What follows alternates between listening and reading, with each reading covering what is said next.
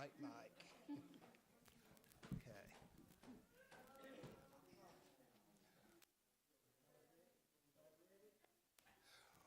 Once like a bird in prison I dwelled, no freedom from my sorrows. Jesus came and listened to me, and glory to God, He set me free. He set me free, yes, He set me free, and He broke the bonds of prison for me. I'm glory bound, my Jesus to see, for glory to God, He set me free. Now I am climbing higher each day. Darkness of night has drifted away. My feet are planted on higher ground, and glory to God, I'm homeward bound. He set me free, yes, He set me free, and He broke the bonds of prison for me. I'm glory bound, my Jesus to see, for glory to God, He set me free. Goodbye to sin and things that confound, not of the world shall turn me around. I'm working, I'm praying too, and glory to God, I'm going through. He set me free, yes, He set me free, and He broke the bonds of prison for me. I'm glory bound, my Jesus to see, for glory to God, He set me free. Thank you. You may be seated.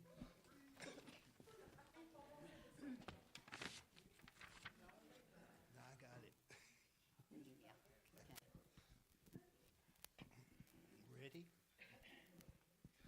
I have no castles, no earthly kingdom, but my cabin will do till I get home. My mansion yonder on the hills of glory. Oh, I hope my mansion sits near God's throne. Fill my mansion next door to Jesus, and tell the angels I'm coming home. It doesn't matter who lives around me, just so my mansion sits near God's throne. My Father's mansion may be close by me, across the golden avenue. He was the first one to teach me of heaven, and the very first one to tell me about you. Just build my mansion. What's the matter with me and you? I don't know, we got it. All right, let's start that part over. All right. Build my mansion next door.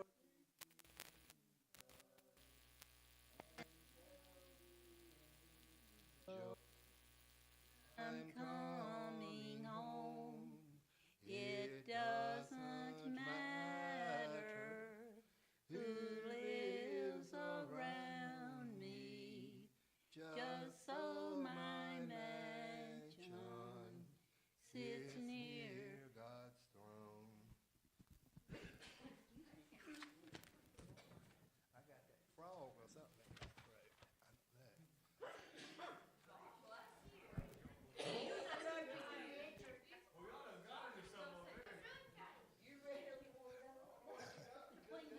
I think it's dust or something.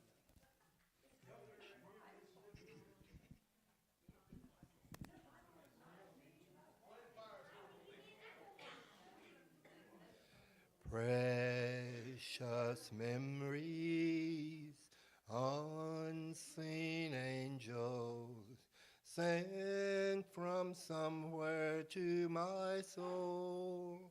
How they linger ever near me, and the sacred past unfold. Precious memories, how they linger, how they ever flood my soul. In the stillness of the midnight, precious sacred scenes unfold. Precious Father, loving Mother, fly across the lonely years, and old home sings of my childhood. In fond memory appear in the stillness of the midnight. Echoes from the past I hear, old time singing, gladness bringing, from that lovely land somewhere. As I'll travel on life's pathway, know not what the years may hold. As I ponder, hope grows fonder. Precious memories flood my soul. Precious memories, how they linger, how they ever flood my soul. In the stillness of the midnight, precious sacred scenes unfold. Precious memories, how they linger.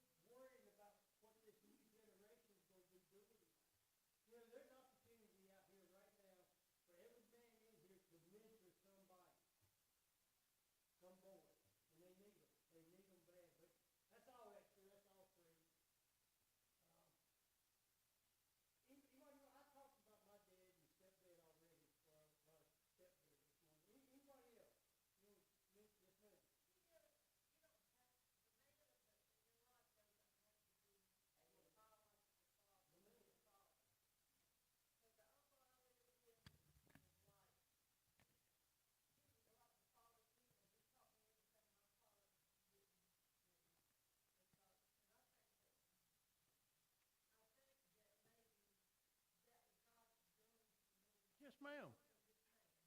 He needed you. Just more than you. Yes, ma'am. I guarantee it.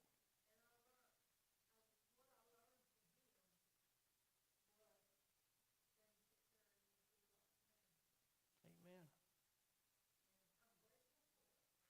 Well, that's what I was saying this morning. My stepdad he didn't try to father me. He tried to set an example, just quietly.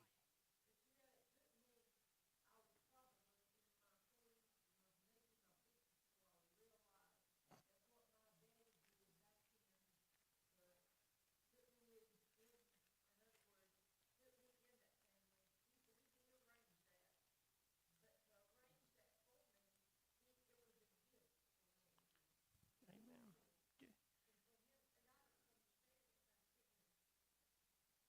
I see what you're saying.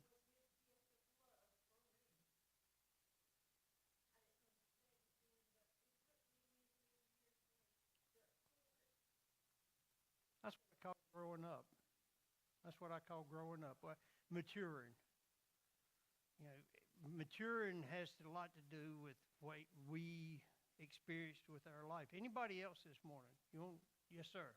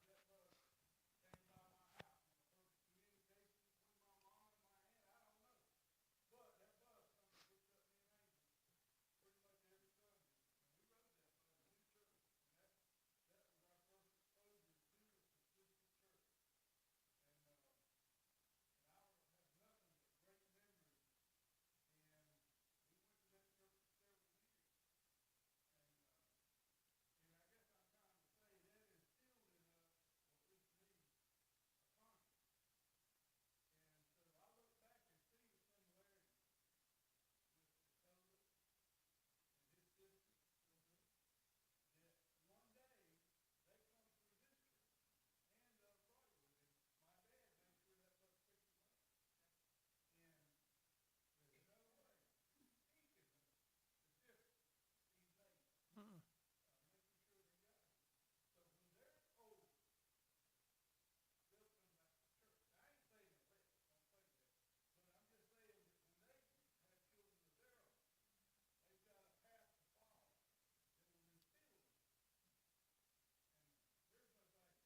Nope.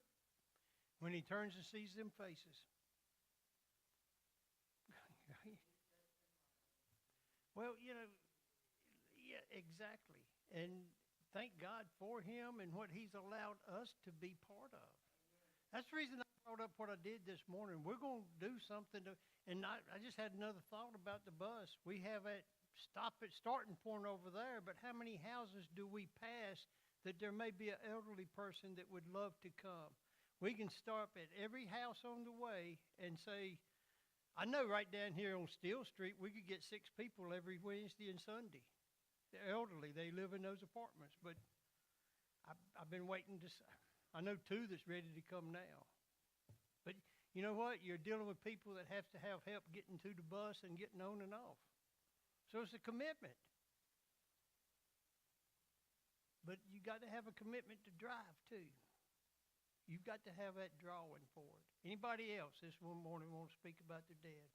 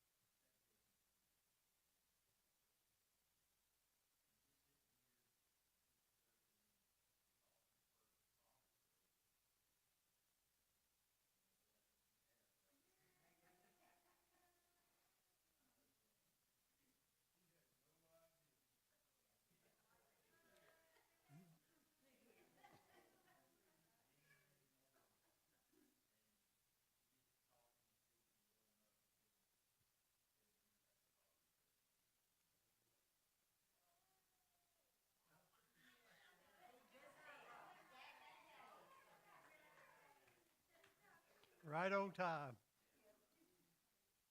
He'll break your heart too, Austin. He'll break your heart. But then he's going to bring you 3 more. At least. You're going to have 3 grandchildren by him. I'm marking you. I hope they're all girls too. Ugh. Meanest things in the world, girls. I don't care.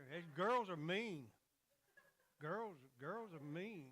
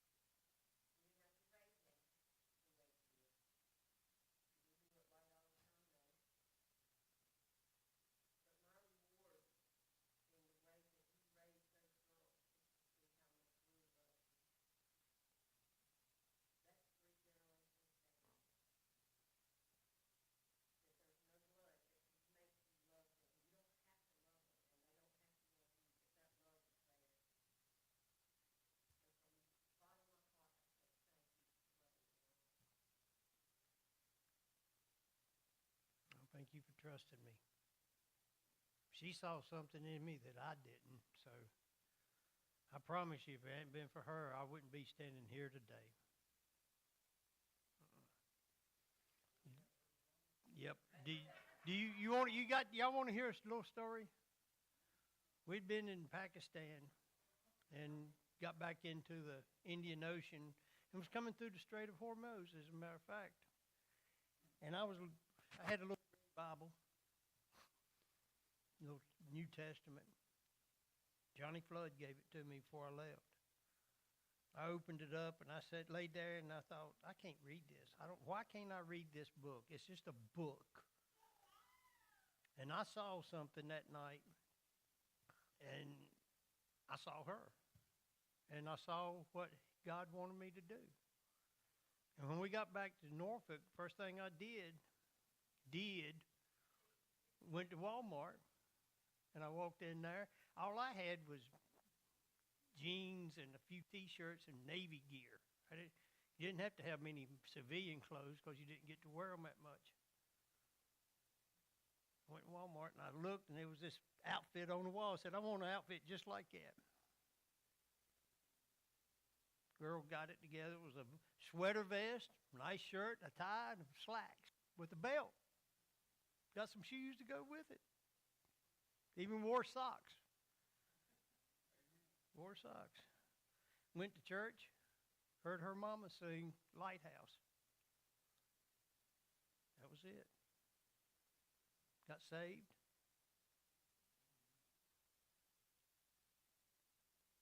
Because I listened. I think it's because I was at least trying. Even though I couldn't make sense of that New Testament, I wanted to. And I knew that there was something there in that for me, and it was all because Andrews Memorial had a bus. Actually, they had 64 of them. So I could go when my granny couldn't take me. So I know what buses do.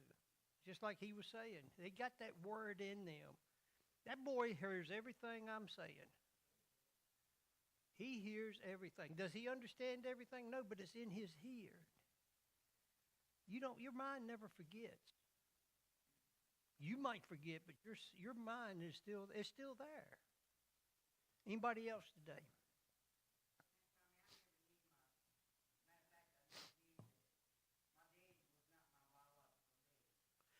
Hold on just a second. I got to tell y'all, that was the easy part. All that. The rest of it's been crazy. Since I got saved, crazy. But go ahead, I'm sorry.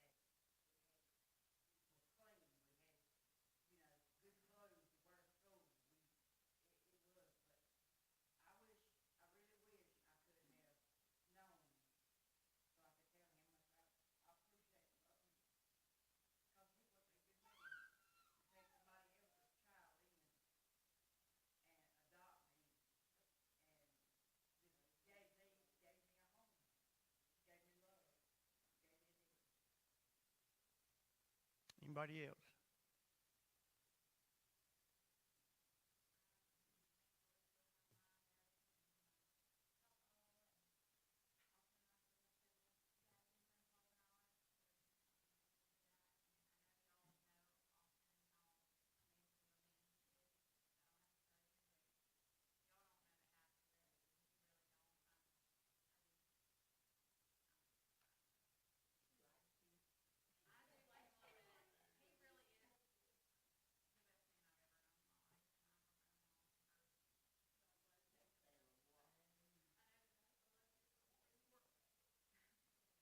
How old was him when y'all started? He was driving, wasn't he?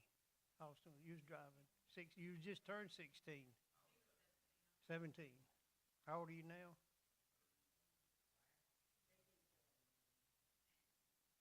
Watched him grow up. Before I forget, Dakota coming next Sunday, he said. He was not going to be here. We're going to do a little thing for Dakota. I told him, let me know what Sunday, and he said, no, not. Not. Yes, no, not. So it's next Sunday, right? We're getting him a Bible and just do a little something for him. Anybody else this morning?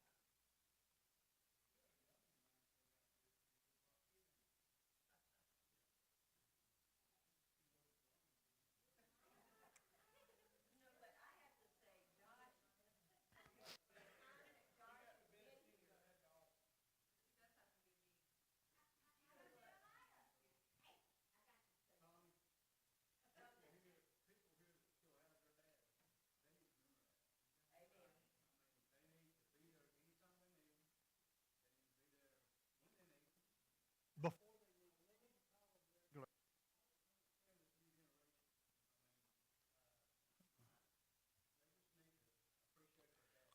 you were over there at the lake the other day.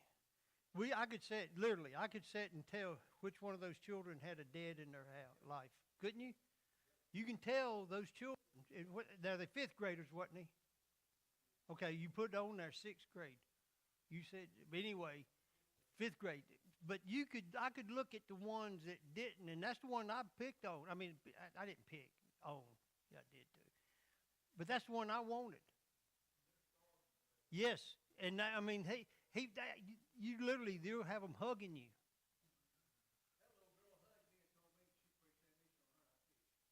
It was crazy, wasn't it? And I'm telling you, there's things, opportunity for anybody in here that wants to do it. You can do this with the girls too, ladies. Teach them home ec. I mean, I'm not saying.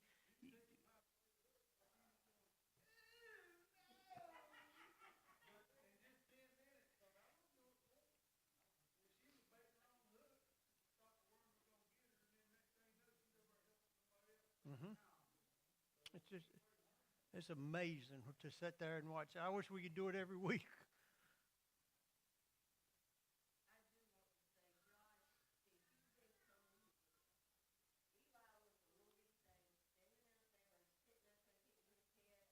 The cement. He wasn't but 16 months old, 18 months old. They didn't do it by themselves.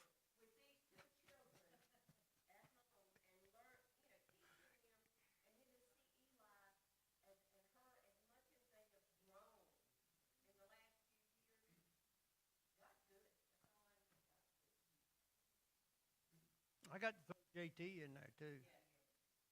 He'd be here today if he wasn't working. He's taking trash out, so let him be. Anybody else? Yes, Mike.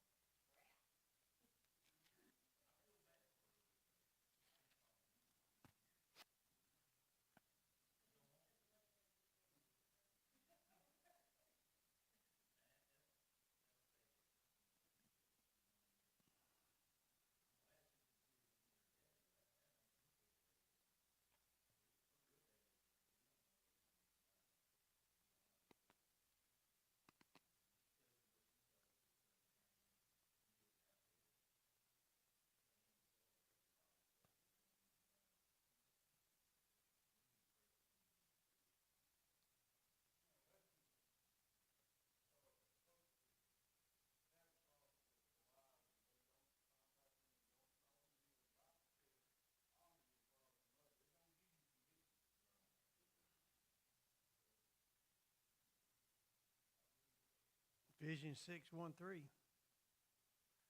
Honor thy mother and father. But can I tell you something about that? It's not by going to church.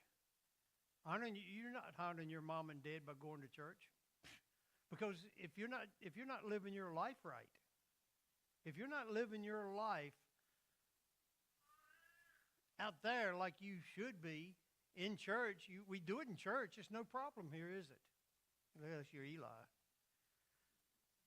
But it's easy to do it among other people that are saved, isn't it not? It's easy to be Christian.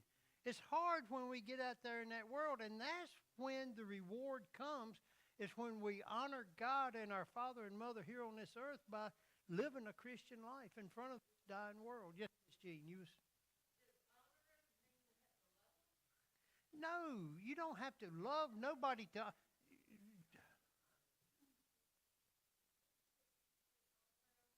If you don't love them, do you even care? If you don't love someone, do you even care if you show them respect? Honor to me is showing respect. Yeah. You don't. Yeah. But here's the thing. Here's the hard part for me, Miss Jean. Yes. Do I have to love them? What does the Bible tell me about love who? Yeah, but I know exactly what you're saying. Let me read you. Colossians 3:21. I want to. We're not done. If you want, it says, "Fathers, provoke not your children to anger, lest they be discouraged." Now, I need to break that down a little bit for you, from my understanding. If I give to my children and give to my children growing up every want, every whim, I saw that commercial. It's me all over. The little boy, I started to say little fat boy playing on the computer, picks up the phone and calls his grandma on the other end of the house and says, "Grandma, bring me a grape soda." So she gets up with her walker, goes to the refrigerator, gets him a grape soda, and takes it back to him and sets it down, and he never even stops, never says thank you, nothing. That's not honoring. She trained him to do that, though. So if we train the children to take advantage of us or God, it's the same difference. If they take advantage of us and get away with it, why not do it to God? So if I raise my children up in the fear and admiration of Him and me, because me is Him in through me, right? Jesus lives where? In me, so don't disrespect me or my God. So I think this world, I wanted more for my children. I watched them want more for their children. My parents wanted more for me. Their parents wanted more for them. And so what happens to these children? They get up, turn 18 years old, and all of a sudden they have to go out here. They got to have a brand new house, 2 brand new vehicles, and can't afford it. And think Mom and Daddy's supposed to pay for it because they've done it all my life. So raising a child up to be angry, raise a child up to understand that this life is not easy. Jesus didn't live an easy life. And He said, you're going to endure more than I did. That's a hardship. Adam and Eve brought that on us. It's a hardship that we have to endure to make us really eye that prize in the sky. Jesus splitting that eastern sky. Anybody else?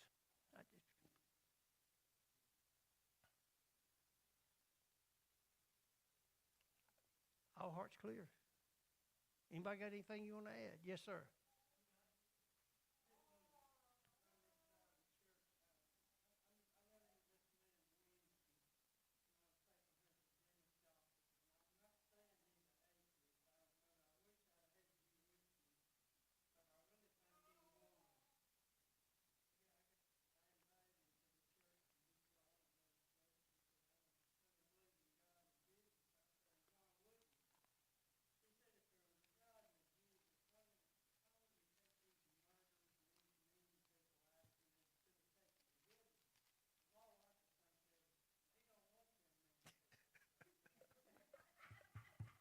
That's right.